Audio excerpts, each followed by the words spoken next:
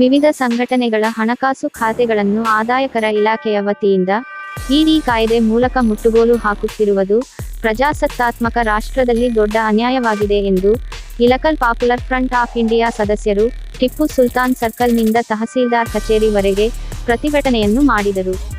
ನಂತರ ತಹಸೀಲ್ದಾರ್ ಮೇಳವಂಕಿರವರಿಗೆ ಮನವಿ ಪತ್ರ ನೀಡಿದರು. ಈ ಪ್ರತಿಭಟನೆಯಲ್ಲಿ ಪಾಪ್ಯುಲರ್ ಫ್ರಂಟ್ ಆಫ್ ಇಂಡಿಯಾದ ಇಳಕಲ್ ತಾಲೂಕಾ ಘಟಕದ ಅಧ್ಯಕ್ಷ ರಿಯಾಜ್ ಬನ್ನು ಮತ್ತು ಸರ್ವ ಸದಸ್ಯರು ಪಾಲ್ಗೊಂಡಿದ್ದರು. ವರದಿಗಾರರು ನಬಿ ಹುಣಚಗಿ, ಜನಧ್ವನಿ ನ್ಯೂಸ್, ಇಳಕಲ್.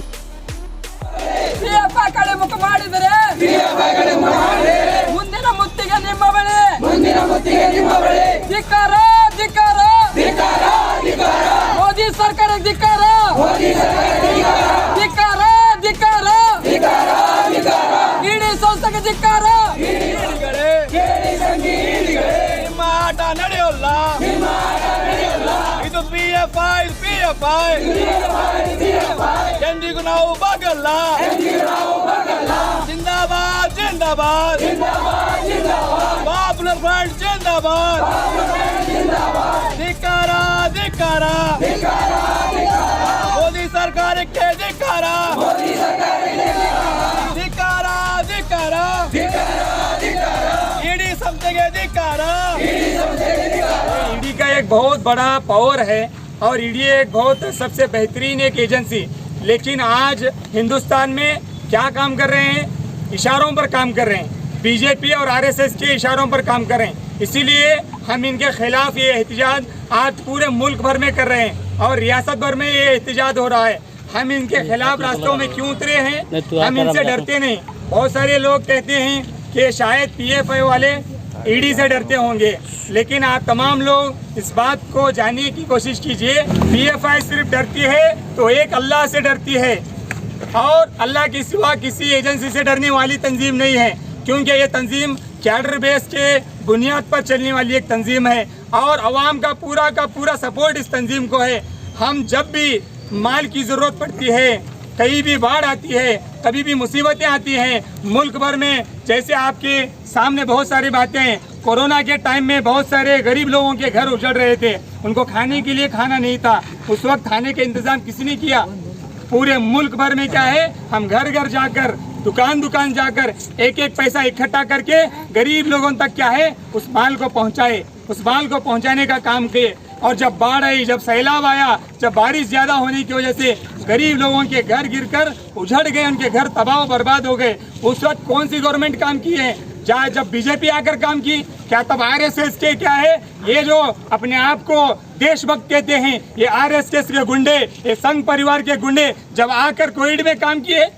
नहीं, ये डर कर कोविड की बीमारी को डर कर क्या है घरों में जाकर छुप कर बैठ गए थे.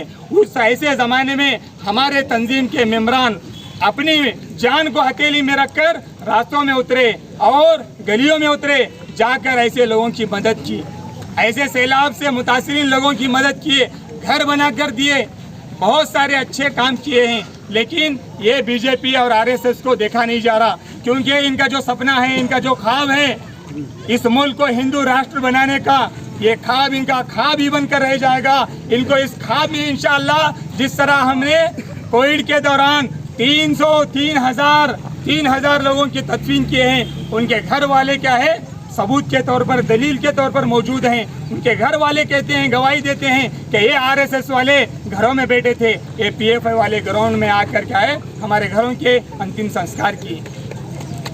बहुत सारे लोगों के क्या है हम ना उनका जात देके, ना उनकी क्या है हम उनका मजहब देके, बिला मजहब बिला जात पात देख कर क्या है हम कोविड में उतर कर काम किए हैं. तो ऐसी तंजीम अल्हम्दुलिल्लाह इसका बहुत भरपूर हमारा आज क्या है अवाम ताउन कर रही है, हमारा अवाम साथ दे रही है. इंशाअल्लाह हम आगे भी उम्मीद करते हैं ऐसे ही अवाम हर इसमें हमारे जब भी हमारे ऊपर तकलीफ आएगी, जब भी हमारे ऊपर ऐसे एजेंसियाँ गलत तरीके से हमारे खिलाफ आएंगे, उस वक्त ये अवाम हमारा साथ देने की मैं उम्मीद करते हुए मेरी बात को ख़त्म करता हूँ. अस्सलामु अलैकुम रहमतुल्लाहि व बरकातुहू. ಬ್ಯಾಂಕ್ ಖಾತೆಗಳನ್ನು ಜಾರಿ ನಿರ್ದೇಶನಾಲಯ ಇಡಿ ಅಧಿಕಾರಿಗಳು ತಾತ್ಕಾಲಿಕವಾಗಿ ಮುಟ್ಟುಗೋಲು ಹಾಕಿಕೊಂಡಿರುವುದನ್ನು ಖಂಡಿಸುತ್ತಾ ಪ್ರತಿಭಟನೆ. ಸಂಘಟನೆಗೆ ಸೇರಿದ ಬ್ಯಾಂಕ್ ಖಾತೆಗಳು ಜಾರಿ ನಿರ್ದೇಶನಾಲಯ ಇಡಿ ಅಧಿಕಾರಿಗಳು ತಾತ್ಕಾಲಿಕವಾಗಿ ಮುಟ್ಟುಗೋಲು ಹಾಕಿಕೊಂಡಿರುವುದನ್ನು ಪಾಪ್ಯುಲರ್ ಫ್ರಂಟ್ ಆಫ್ ಇಂಡಿಯಾ ಖಂಡಿಸುತ್ತದೆ. ಇಡಿಯ ಈ ಇತ್ತೀಚಿನ ಕ್ರಮವು ಕಳೆದ ಹಲವು ವರ್ಷಗಳಿಂದ ಸಂಘಟನೆ ವಿರುದ್ಧ ನಡೆಯುತ್ತಿರುವ ದಮನಕಾರಿ ಕ್ರಮಗಳ ಮುಂದುವರಿದ ಭಾಗವಾಗಿದೆ.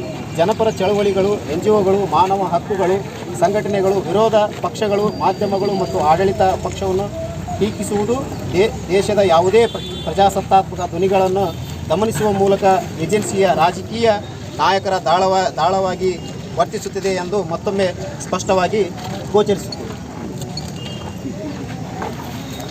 जरा डाउन करो उसमें।